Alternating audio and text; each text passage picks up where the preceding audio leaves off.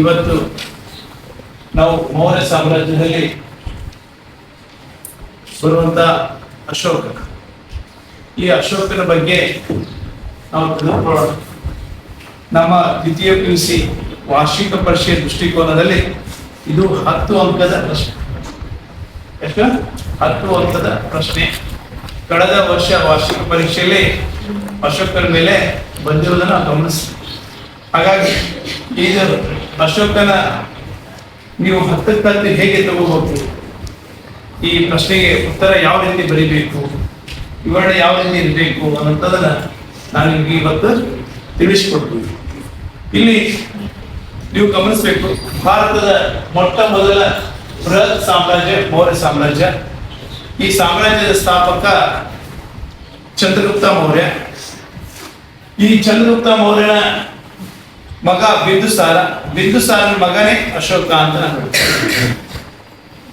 ಈ ಅಶೋಕ ಭಾರತ ಕಂಡ, ಜಗತ್ತು ಕಂಡ ಏನು 3 ಜನ ಶ್ರೇಷ್ಠ ದೊರೆಗಳಲ್ಲಿ ಅಶೋಕ ಕೂಡ ಒಬ್ಬ.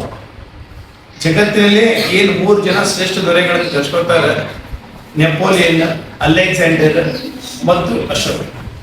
ಅದರಲ್ಲಿ ಅಶೋಕ ಕೂಡ ಒಬ್ಬ. ಅಶೋಕ ಅಹಿಂಸಾ ಮಾರ್ಗದ ಮೂಲಕ ಜಗತ್ತಿನ ಮನಸ್ಸನ್ನು ಗೆದ್ದಂತ. ಖಡ್ಗ ಹಿಡಿದು ಇವ ಜಗತ್ತನ್ನು ಗೆಲ್ಲಿಲ್ಲ, ಅಹಿಂಸಾ ಮಾರ್ಗದ ಮೂಲಕ ಜಗತ್ತನ್ನು ಗೆದ್ದಂತ ಶ್ರೇಷ್ಠ ಚಕ್ರವರ್ತಿ. 100 ಅರಸರುಗಳಲ್ಲಿ ಅತ್ಯಂತ ಶ್ರೇಷ್ಠವಾಗಿರುವಂತಹ ಅರಸ ಯಾರಪ್ಪ ಅಂದ್ರೆ ಅಶೋಕ ಅಂತ ನಾವು ಹೇಳ್ತೀವಿ. ಈ ಅಶೋಕ ಅವನ ಕಾಲಾವಧಿ ನಾವು ನೋಡಿದಾಗ 273 ಸಾಶಪು 232 ಅವನ ಅಧಿಕಾರ ನೋಡ್ತೀವಿ. ಆದ್ರೆ ಇವಾಗ ಕಿರೀಟಧಾರಣೆ ಬಂದಿರುವಂತದ್ದು, ಅಶೋಕ ಕಿರೀಟಧಾರಣೆ ಆಗಿರುವಂತದ್ದು 261 ಅವನ ಕಿರೀಟಧಾರಣೆ. ಈ 4 ವರ್ಷ ಏನಾಯ್ತು ಅನ್ನುವಂಥದ್ದು ಇತಿಹಾಸದಲ್ಲಿ ಗೊಂದಲ. ಏನಪ್ಪಾ ಅಂದ್ರೆ ಇತಿಹಾಸಕಾರರು ಬೇರೆ ಬೇರೆ ರೀತಿಯಾಗಿ ವರ್ಣನೆ ಮಾಡ್ತಾರೆ. ಏನಂತ ಹೇಳ್ತಾರಪ್ಪ ಅಂದ್ರೆ, ಒಬ್ರು ಸೋದರನ ಕೊಂದು, ಅಂದ್ರೆ ಬೌದ್ಧ ಸಾಹಿತ್ಯ ಹೇಳ್ತಪ್ಪ ಅಂದ್ರೆ ಅವ ತನ್ನ ಸೋದರನ ಕೊಂದು ಅಧಿಕಾರಕ್ಕೆ ಬಂದ ಅಂತ ಹೇಳ್ತೀವಿ. ಇನ್ನೊಂದಿಷ್ಟು ನಾವು ನೋಡ್ತೀವಿ, ಏನಪ್ಪಾ ಅಂತಂದ್ರೆ ಅಲ್ಲಿ ನಾವು ಬೇರೆ ಬೇರೆ ಸುಷಿಮಾ ಅವರ ಅಣ್ಣನ ಜೊತೆ ಜಗಳ ಆಯ್ತು, ಹೌದಾ? ಅಲ್ಲಿ ಆ ಜಗಳದಿಂದ ಏನಪ್ಪಾ ಅಂತಂದ್ರೆ ನಾವು ಗಮನಿಸ್ಬೇಕು, ತಕ್ಷಶಿಲೆಯ ಅಣ್ಣ ಅಧಿಕಾರವನ್ನು ನೋಡ್ಕೊತಿರ್ತಾನ, ಇವ ಉಜ್ಜಯಿನಿ ಅಧಿಕಾರ ನೋಡ್ಕೊತಿರ್ತಾನ. ಅಣ್ಣ ಸುಷಿಮನ ವಿರುದ್ಧ ಜನ ದಂಗೆ ಎದ್ದಿರ್ತಾರ. ಆ ದಂಗೆಯನ್ನ ನಾವು ನೋಡ್ತೀವಿ. ಅಲ್ಲಿ ಇವ ಹೋಗಿ ಆ ದಂಗೆಯನ್ನು ಅಡಗಿಸಿ ಅಲ್ಲಿ ಜನರ ಮನಸ್ಸಿಗೆ ಗೆದ್ದ. ಹೀಗಾಗಿ ಬಿಂದುಸಾರ ಏನ್ ಮಾಡೋದಪ್ಪ ಅಂದ್ರೆ, ಇವ ತನ್ನ ಉತ್ತರಾಧಿಕಾರಿ ಇವನೇ ಸಮರ್ಥ ಅಂತ ಹೇಳಿ ನೇಮಕ ಮಾಡ್ಕೊಂಡ ಅಧಿಕಾರಕ್ಕೆ ಬಂದ. 269 ಅಧಿಕಾರಕ್ಕೆ ಬಂದ. ಹಿಂಗ್ ಬೇರೆ ಬೇರೆ ಇತಿಹಾಸಗಳು ಗೊಂದಲವನ್ನು ನಾವು ನೋಡ್ತಾ ಹೋಗ್ತೀವಿ. ಆದ್ರೆ ಇಲ್ಲಿ ನಾವು ಗಮನಿಸ್ಬೇಕು, ಅಶೋಕನ ಸಾಧನೆಗಳು ಇಲ್ಲಿ ನಾವು ಗಮನಿಸ್ಬೇಕು. ಅವನ ಸಾಧನೆಗಳು ಒಂದು ಕಳಿಂಗ ಯುದ್ಧ, ಶಾಸನಗಳು, ಧರ್ಮ, ಆಮೇಲೆ ಬೋಧನ ಪ್ರಚಾರ ಕೈಗೊಂಡ ಕ್ರಮಗಳು, ಕಲ್ಯಾಣ ಕಾರ್ಯಗಳು, ಕಲೆ ಮತ್ತು ವಾಸ್ತುಶಿಲ್ಪ. ಹಿಂಗ ಪಾಯಿಂಟ್ ಮಾಡಿ ನಾವು ಬರಿಬೇಕಾಗ್ತದೆ. ಅವನ ಸಾಧನೆ ಬರೀ ಸೈನಿಕ ಸಾಧನೆ ಒಂದೇ ನೋಡೋದಿಲ್ಲ, ಅವನ ಇತರೆ ಸಾಧನೆಗಳು ಇವೆಲ್ಲ ಬರ್ತಾವ. ಶಾಸ್ತ್ರಗಳು ಬರ್ತಾವ, ಧರ್ಮ ಬರ್ತಾವ, ಬೋಧನ ಪ್ರಚಾರ ಕೈಗೊಂಡ ಕ್ರಮ ಬರ್ತಾವ, ಕಲ್ಯಾಣ ಕಾರ್ಯಗಳು ಮತ್ತು ಕಲೆ ಮತ್ತು ವಾಸ್ತುಶಿಲ್ಪ.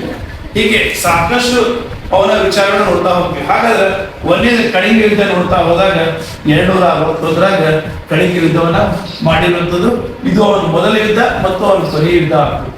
ಅಶೋಕ ಕೇಳ್ತಾರೆ ನಮ್ಮ ಕ್ವಶನ್ 1 ಭಾಷೆಗೆ, ಅವನ ಕೊನೆಯ ಯುದ್ಧ ಯಾವುದು ಕೇಳಿದ್ರೆ ಕಳಿಂಗ ಯುದ್ಧವೇ ಅವನ ಕೊನೆಯ ಯುದ್ಧ. ಮೊದಲ ಯುದ್ಧವು ಅದೇ, ಕೊನೆಯ ಯುದ್ಧನೂ ಅದೇ. ಈ ಕದನ ಬಗ್ಗೆ ವಿವರಿಸುವ ಶಾಸನ ಯಾವುದು ಅಂತ ಕೇಳಿದ್ರೆ ಅದು ಪಟ್ಟದಲ್ಲಿ ಶಾಸನ ಈ ಕದನದ ಬಗ್ಗೆ ನಮ್ಗೆ ವಿವರಣೆ ನೀಡುತ್ತದೆ. ಈ ಕಳಿಂಗ ಅಂದ್ರೆ ಯಾವ ರಾಜ್ಯಪ್ಪ? ಒಡಿಸ್ಸಾ ರಾಜ್ಯ. ಈಗಿನ ಭಾರತದ ಒಡಿಸ್ಸಾ ರಾಜ್ಯ, ಅದು ಕಳಿಂಗ ಅಂತ ಕರೀತಿರ್ತಾರೆ. ಅಲ್ಲಿ ನಮ್ಮ PUC ಪುಸ್ತಕದೊಳಗೆ ಅಲ್ಲಿ ಯಾರು ಆಳ್ತಾ ಇದ್ರು ಅನ್ನೋದು ಸ್ಪಷ್ಟವಾಗಿ ಕೊಟ್ಟಿಲ್ಲ. ಒಂದು ಬೃಹತ್ ಸಾಮ್ರಾಜ್ಯವಾಗಿತ್ತು ಅಂತ ಹೇಳ್ತಾರೆ.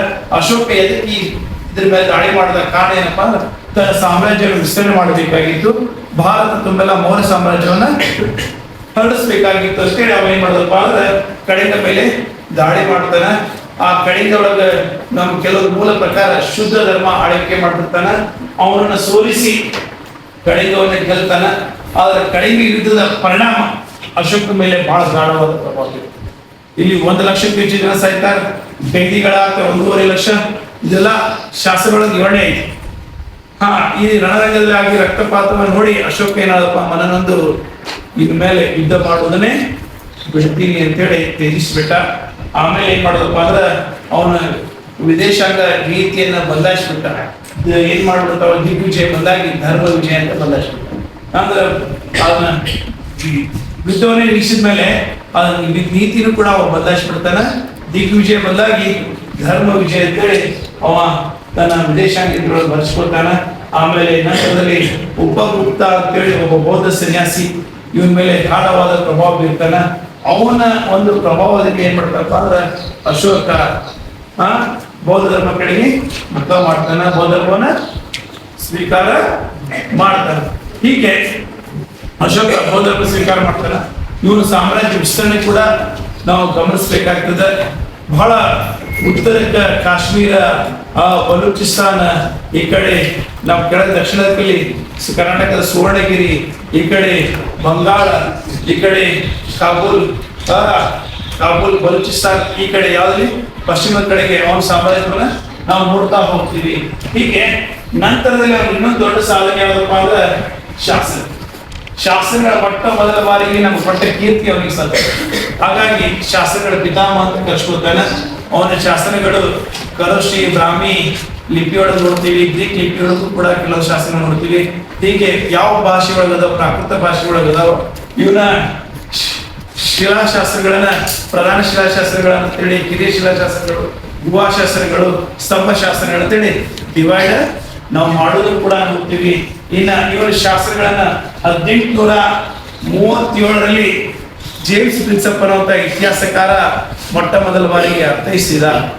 ಹೀಗೆ ಇವನ ಶಾಸನಗಳನ್ನ ನೋಡ್ತಾ ಹೋಗ್ತೀವಿ. ಕರ್ನಾಟಕದಲ್ಲಿ ಇವನ ಶಾಸನಗಳು ಸಿಕ್ಕಿದಾವ.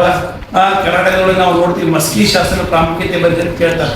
ಮಸ್ಕಿ ಶಾಸನ ಪ್ರಾಮುಖ್ಯತೆ ಏನಪ್ಪಾ ಅಂತಂದ್ರೆ ಅಲ್ಲಿ ದೇವನಾವ ಪ್ರಿಯದರ್ಶಿನಿ ಅಶೋಕ ಅನ್ನೋಂಥ ಬಿರುದು ಯಾರಿಗಿತ್ತು ಅನ್ನೋಂಥದ್ದು ಬಂದಲ್ಲ ಮೊದಲಿತ್ತು ಈ ಮಸ್ಕಿ ಶಾಸನ ಸಿಗುತ್ತ ಮುಂಚೆ. ಆ ಮಸ್ಕಿ ಶಾಸನ ಸಿಕ್ಕ ಮೇಲೆ ಆ ದೇವನಾವ ಪ್ರಿಯದರ್ಶಿ ಅಶೋಕನಲ್ಲೇ ಅಲ್ಲದೆ ಬೇರೆ ಯಾರು ಅಲ್ಲ ಅನ್ನೋಂಥದ್ದು ದೃಢಪಟ್ಟರು ಮಸ್ಕಿ ಶಾಸನ ಮೂಲಕ. ಹೀಗೆ ಸಾಕಷ್ಟು ಕಡೆ ಅವನ ಶಾಸನಗಳು ಕನ್ನಡದಲ್ಲಿ ಸಿಕ್ಕಿರೋದನ್ನ ನಾವು ನೋಡ್ತಾ ಹೋಗ್ತೀವಿ. ಆಮೇಲೆ ಅವನ ಧರ್ಮಕ್ಕಾಗಿ ಅನೇಕ ಕ್ರಮಗಳನ್ನ ಅಶೋಕ ಕೈಗೊಳ್ತಾನೆ. ಅವನ ಮುಖ್ಯ ಕೆಲಸ ಅಶೋಕನ ಆರ್ಥಿಕ ಅದು ಬಹಳ ಇಂಪಾರ್ಟೆಂಟ್. ಅವನ ಧರ್ಮ ಅಂದ್ರೆ ಏನ್ ಹೇಳ್ತಾರಪ್ಪ ಅಂದ್ರೆ ಹೆಂಗಿರ್ತಾವ ಅಂದ್ರೆ ಒಂದೆರಡು ಎಕ್ಸಾಂಪಲ್ ಹೇಳ್ಬೇಕಂದ್ರೆ ನಾವೆಲ್ಲ ಧರ್ಮ ಅಂದ್ರೆ ಬೇರೆ ತಿಳ್ಕೊತೀವಿ. ನಾವು ಧರ್ಮ ಅಂದ್ರೆ ಏನಪ್ಪಾ ಅಂತಂದ್ರೆ ತಂದೆ ತಾಯಿಗಳು ಗೌರವ ಕೊಡೋದು, ಗುರು ಹಿರಿಯರಿಗೆ ಗೌರವ ಕೊಡುವಂಥದ್ದು, ಹೌದಾ, ಸತ್ಯವನ್ನು ನುಡಿಯುವಂಥದ್ದು, ಎಂತ ಸರಳವಾದ ತತ್ವಗಳನ್ನು ಹೇಳ್ತಾರೆ. ಪ್ರಾಣಿ ಹಿಂಸೆ ಮಾಡಬಾರದು, ಮನುಷ್ಯ ಹಿಂಸೆ ಮಾಡಬಾರದು, ಸೇವಕರಿಗೆ ಗೌರವ ಕೊಡಬೇಕು, ಇಂಥ ಅವನ ಧಾರ್ಮಿಕ ವಿಚಾರಗಳನ್ನ ನಾವು ಗಮನಿಸ್ತೇವೆ. ಈಗ ಬೌದ್ಧ ಧರ್ಮಕ್ಕೂ ಅನೇಕ ಕ್ರಮಗಳನ್ನು ಕೈಗೊಳ್ತಾರೆ. ಈಗ ನಾವು ಹೇಳ್ಬೇಕಪ್ಪ ಬೌದ್ಧ ಧರ್ಮ ಜಗತ್ತಿನ ಧರ್ಮವಾಗಿ ಬೆಳಿಲಿಕ್ಕೆ ಕಾರಣ ಯಾರಪ್ಪ ಅಶೋಕನೇ ಅಂತ ಹೇಳಿ. ಜಗತ್ತಿನ ತುಂಬೆಲ್ಲ ಬೌದ್ಧ ಧರ್ಮ ಹರಡಲಿಕ್ಕೆ ನೆಕ್ಸ್ಟ್ ಅಶೋಕನೇ ಕಾರಣ ಅಂತ. ಯಾಕಂದ್ರೆ ಅಷ್ಟು ಬೌದ್ಧ ಧರ್ಮಕ್ಕೆ ತನ್ನ ಜೀವನವನ್ನೇ ಮುಡಿಪಾಗಿರ್ತಾನೆ. ಇವ ಏನ್ ಮಾಡ್ತಾರಪ್ಪ ಅಂದ್ರೆ ನೋಡ್ರಿ, ಬುದ್ಧನ ಸ್ಥಳಗಳಾದ ಲುಂಬಿನಿವನ, ಸಾರನಾಥ್, ಆಮೇಲೆ ಕುಶಿನಗರ, ಅವನ ಎಲ್ಲೆಲ್ಲಿ ಪ್ರಮುಖ ಸ್ಥಳಗಳಿದ ಅವೆಲ್ಲ ಸ್ಥಳಗಳಿಗೆ ಭೇಟಿ ಕೊಟ್ಟು ಧರ್ಮಗೋಷ್ಠಿಯನ್ನು ಏರ್ಪಡಿಸುವಂಥದ್ದು, ತನ್ನ ಸಾಮ್ರಾಜ್ಯದ ವಿವಾರಗಳನ್ನು ಕಟ್ಟಿಸಿ ದಾನದತ್ತಿನ ಕೊಡ್ತಾನೆ. ಆಮೇಲೆ ಅಷ್ಟೇ ಅಲ್ಲದೆ ನಾವು ಗಮನಿಸಬೇಕು, ಅವ ಏನ್ ಮಾಡ್ತಾನಪ್ಪ, ಬುದ್ಧನ ತತ್ವಗಳನ್ನ ತನ್ನ ಸಾಮ್ರಾಜ್ಯದ ಗೋಡೆಗಳ ಮೇಲೆಲ್ಲ ಬರೆಸ್ತಾನ. ಆಮೇಲೆ ನಾವು ನೋಡ್ತೀವಿ 250ರೊಳಗೆ ಪಾಟಲಿಪುತ್ರೊಳಗೆ ಮೂರೇ ಬೌದ್ಧ ಸಮ್ಮೇಳನ ಆಯೋಜಿಸ್ತಾನ. ಆಮೇಲೆ ಧರ್ಮ ಮಹಾಮಾತ್ರ ನೇಮಿಸ್ತಾನ. ಇವೆಲ್ಲ ಪ್ರಚಾರಕ್ಕಾಗಿ, ಧರ್ಮ ಪ್ರಚಾರಕ್ಕಾಗಿ ಕೈಗೊಂಡ ಕ್ರಮಗಳಿವೆಲ್ಲ. ಆಮೇಲೆ ನಂತರದಲ್ಲಿ ಬೇರೆ ಬೇರೆ ಬರ್ಮಾ, ಸಿಲೋನ್, ಇಂಡೋನೇಷ್ಯಾ ಇಲ್ಲೆಲ್ಲಕ್ಕೂ ಏನ್ ಮಾಡ್ತಾನಪ್ಪ ಅಂದ್ರೆ ತನ್ನ ಪ್ರಚಾರಕರನ್ನ ಕಳಿಸ್ತಾನ. ಅದೇ ಅದರ ಜೊತೆಗೆ ತನ್ನ ಮಕ್ಕಳಾದ ಮಹೇಂದ್ರ, ಸಂಗೀತ್ರೆ ಅವರು ಕೂಡ ಅವ ಏನ್ ಮಾಡ್ತಾನಪ್ಪ ಅಂದ್ರೆ ಸಿಲೋನಿಗೆ ಪ್ರಚಾರಕ್ಕಾಗಿ ಕಳಿಸ್ತಾನ. ಅಂದ್ರೆ ತನ್ನ ಮಕ್ಕಳು ಕೂಡ ಇದಕ್ಕೆ ನಿಯೋಗಿಸ್ತಾನ. ಆಮೇಲೆ ನಂತರದಲ್ಲಿ ನಾವು ನೋಡ್ತೀವಿ ಅವ ಕಲ್ಯಾಣಕಾರಿಗಳು, ಇದು ಬಹಳ ಇಂಪಾರ್ಟೆಂಟ್, ಪ್ರಜೆಗಳ ಹಿತವೇ ತನ್ನ ಹಿತ ಅಂತ ಹೇಳಿದ ಅಶೋಕ್. ಅದಕ್ಕಾಗಿ ರಸ್ತೆ ಉದ್ದಕ್ಕೂ ಗಿಡ ಮರಗಳ ಹಚ್ಚಿ ಅಲ್ಲಲ್ಲಿ ವಿಶ್ರಾಂತಿಗಳನ್ನ ನಿರ್ಮಾಣ ಮಾಡಿದ, ಧರ್ಮಾಸ್ಪತ್ರೆಗಳ ನಿರ್ಮಾಣ ಮಾಡಿದ, ಸಾರ್ವಜನಿಕ ನೀರಿಗಾಗಿ ಬಾವಿಗಳನ್ನ ನಿರ್ಮಾಣ ಮಾಡಿದ. ಹೀಗ ಅಶೋಕ ಸಾಕಷ್ಟು ಕಲ್ಯಾಣ ಕಾರ್ಯಗಳನ್ನ ತನ್ನ ಇದರಲ್ಲಿ ಅವಧಿಯಲ್ಲಿ ಮಾಡ್ತಾನೆ. ಏನಂತ ಶಾಸನಗಳು ಬರೆಸ್ತಾನಪ್ಪ ಅಂದ್ರೆ, ನಾ ಎಲ್ಲೇ ಇರಲಿ, ವಿಶ್ರಾಂತಿ ಒಳಗಿರಲಿ ಅಥವಾ ಮಲ್ಗುವ ಕೋಣೆಯಲ್ಲಿರಲಿ, ವಿವಾರದಲ್ಲಿರಲಿ, ಸಭೆಯಲ್ಲಿರಲಿ, ಎಲ್ಲೇ ಇರಲಿ, ಪ್ರಜೆಗಳು ಬಂದು ತಮ್ಮ ಕುಂದುಕೊರತೆಗಳನ್ನು ಹೇಳಿ ಅದನ್ನ ಪರಿಹಾರ ಮಾಡ್ಕೋಬೇಕು ಅನ್ನುವಂಥದ್ದು ಅಶೋಕನ ಒಂದು ಕಲ್ಯಾಣ ಕಾರ್ಯವನ್ನು ನಾವು ನೋಡ್ತಾ ಹೋಗ್ತೀವಿ. ಇನ್ನು ಕಲೆ ಮತ್ತು ವಾಸ್ತುಶಿಲ್ಪಕ್ಕೆ ಅಶೋಕ ಕೊಟ್ಟ ಒಂದು ಅದ್ಭುತ ಕೊಡುಗೆ ಏನಪ್ಪಾ ಅಂದ್ರೆ, ಇಲ್ಲಿವರೆಗೂ ಮೌರ್ಯರಿಗೆ ಒಂದು ನಿಜವಾದ ಕಲೆ ವಾಸ್ತುಶಿಲ್ಪಕ್ಕೆ ಮಹತ್ವವನ್ನ ಕೊಡ್ತಾನೆ. ಏನ್ ಮಾಡ್ತಾನಪ್ಪ ಅಂದ್ರೆ, ಇಲ್ಲಿವರೆಗೂ ಮೌರ್ಯರು ಏನ್ ಮಾಡ್ತಿದ್ರಪ್ಪ ಅಂದ್ರೆ, ಸುತ್ತೇಟಿಗೆ ಕಟ್ಟಿಗೆಯನ್ನು ಬಳಸಿದ್ರೆ ಇವ ಏನ್ ಮಾಡ್ದ, ಶಿಲೆಗಳ ಬಳಕೆಗೆ ತಗೊಂಬಂದ.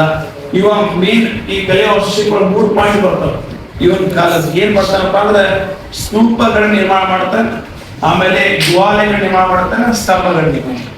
ಅಶೋಕ 3 ಕೊಡುಗೆ ಕೊಡ್ತಾನೆ ಇದ್ರೊಳಗೆ. ಮೇನ್ ಇಂಪಾರ್ಟೆಂಟ್ ಒಂದು ಸ್ತೂಪ, ಜ್ವಾಲಯ ಮತ್ತ ಸ್ತಂಭಗಳು. ಸ್ತೂಪ ಒಳಗೆ ನಾವು ನೋಡ್ತೀವಿ 84,000 ಸ್ತೂಪಗಳನ್ನ ನಿರ್ಮಾಣ ಮಾಡಿದ್ದ ಅಂತ. ಎಷ್ಟು? 84,000. ಅದರಲ್ಲಿ ನಾವು ಗಮನಿಸಬೇಕು, ಸಾಂಚಿ ಸ್ತೂಪ ಒಂದು ಉಳಿದದು ಮತ್ತು ಏಕೈಕ ದೊಡ್ಡ ಸ್ತೂಪ. ಆಲ್ಮೋಸ್ಟ್ ಕಾಲಕ್ರಮೇಣ ಅವೆಲ್ಲ ನಶಿಸಿ ಹೋಗಿರುವುದನ್ನ ನಾವು ಗಮನಿಸ್ತೀವಿ. ಈ ಸ್ತೂಪ ಅಂದ್ರೆ ಏನು ಅಂತಂದ್ರೆ, ಬುದ್ಧನ ಅವಶೇಷ ಇಟ್ಕೊಂಡು ಗುಮ್ಮಟ ಆಕಾರದಲ್ಲಿ ರಚನೆ ಆಗಿರ್ತದೆ, ಗುಮ್ಮಟ ಆಕಾರದಲ್ಲಿ ನಿರ್ಮಾಣವಾಗಿರುವಂಥದ್ದು. ಹೌದಾ? ಇನ್ನ ನಾವು ಗಮನಿಸ್ಬೇಕು, ಇನ್ನೊಂದು ಏನಪ್ಪಾ ಅಂದ್ರೆ, ಗುಹಾಲಯಗಳು ಕೂಡ ಅವ ನಿರ್ಮಾಣ ಮಾಡಿರುವಂಥದ್ದು. ಬೌದ್ಧ ಭಿಕ್ಷುಗಳು ಇರ್ಲಿಕ್ಕೆ ನಾಗಾರ್ಜುನ ಕೊಂಡಗಳಲ್ಲಿ ಬಾರಾಬರ್ ಒಂದು ಉತ್ತರ ಪ್ರದೇಶ ಬರುವಂತಹ ಗುಹಾಲಯ, ಅಲ್ಲಿ ಕೂಡ ಏನ್ ಮಾಡಿದ್ರಪ್ಪ ಅಂದ್ರೆ ನಿರ್ಮಾಣ ಮಾಡಿರೋದು ನೋಡ್ತೀವಿ. ಇನ್ನು ನೆಕ್ಸ್ಟ್ ಅವರ ಸ್ತಂಭಗಳು ಕೂಡ ಮಾಡಿದ್ರು. ಸ್ತಂಭಗಳು ಕೂಡ ನಿರ್ಮಾಣ ಮಾಡಿದಾನ. ಒಟ್ಟು 30 ಹೆಚ್ಚು ಸ್ತಂಭಗಳನ್ನ ನಿರ್ಮಾಣ ಮಾಡಿದ. ಒಂದೊಂದು ಸ್ತಂಭ 50 ಟನ್ ಭಾರ, 30 ಫೀಟ್ ಎತ್ತರ ಹೊಂದಿರುವಂತ ಸ್ತಂಭಗಳು ಅದಾವ. ಸ್ತಂಭ ಬಹಳ ವಿಶೇಷ. ಆ ಸಾರಂಗ ಸ್ತಂಭ ಶಿರೋಭಾಗವೇ ನಮ್ಮ ರಾಷ್ಟ್ರೀಯ ಲಾಂಛನ. ಕಮಲ ಧರ್ಮ ಪೀಠದ ಮೇಲೆ, ಧರ್ಮ ಚಕ್ರದ ಪೀಠದ ಮೇಲೆ ಬೆನ್ನಿಗೆ ಬೆನ್ನಿ ತಾಗಿ 4 ಸಿಂಹಗಳು. ಅದೇ ನಮ್ಗೆ ಈಗಿನ ರಾಷ್ಟ್ರೀಯ ಲಾಂಛನ. ಅದಕ್ಕೆ ಅಶೋಕ ಸ್ತಂಭ ಅಂತ ಕರಿತೀವಿ. ಏನ್ ಕರಿತೀವಿ? ಅಶೋಕ ಸ್ತಂಭ ಅಂತ ಕರಿತೀವಿ. ಇದು ನಮ್ಮ ರಾಷ್ಟ್ರೀಯ ಲಾಂಛನ. ಈಗ ನಾವು ಕೊನೆಯದಾಗಿ ಉಪಸಂಹಾರ ಬರೆದ್ಬಿಟ್ರೆ, ನಮ್ಮ ಒಂದು ಈ 10 ಅಂಕದ ಪ್ರಶ್ನೆ ಯಾರೂ ಇಲ್ಲ ಅಂತಂದ್ರು 10 ಅಂಕಗಳನ್ನ ಪಡೀಲಿಕ್ಕೆ ಸಾಧ್ಯತೆ ಎಲ್ಲಿಯೂ ಕಳ್ಕೊಳ್ಳೋದಿಲ್ಲ. ವ್ಯಾಲ್ಯೂಟರ್ ಅವರು ಗಮನಿಸ್ತಾ ಇರ್ತಾರೆ, ಇವೆಲ್ಲ ಪಾಯಿಂಟ್ಸ್ ಕವರ್ ಆಗಿದ್ದಾವೆ ಅಂತ ಹೇಳಿ ಅಲ್ಲಿ ಅವರು ಮೌಲ್ಯಮಾಪಕರು ಗಮನಿಸ್ತಾ ಇರ್ತಾರೆ. ಹೀಗೆ ನಾವು ಈ 10 ಪತ್ತನ್ನ ತೆಗೆದುಕೊಳ್ಳಿಕ್ಕೆ ಸಾಧ್ಯ ಇದೆ. ಒಂದ್ಸಲ ರಿಪೀಟ್ ಮಾಡ್ತೀನಿ. ಪೀಠಿಕೆ, ಸಾಧನೆಗಳು, ಕಡೆಯಿಂದ ಯುದ್ಧ, ಶಾಸನಗಳು, ಧರ್ಮ, ಬೋಧನಾ ಪ್ರಚಾರಕ್ಕೆ ಕೈಗೊಂಡ ಕ್ರಮಗಳು, ಕಲ್ಯಾಣ ಕಾರ್ಯಗಳು, ಕಲೆ ವಾಸ್ತುಶಿಲ್ಪ, ಉಪಸ್ಥಿತಿ. ಇಷ್ಟು ಪಾಯಿಂಟ್ಸ್ಗಳು ಮತ್ತೆ ನಿಮಗೆ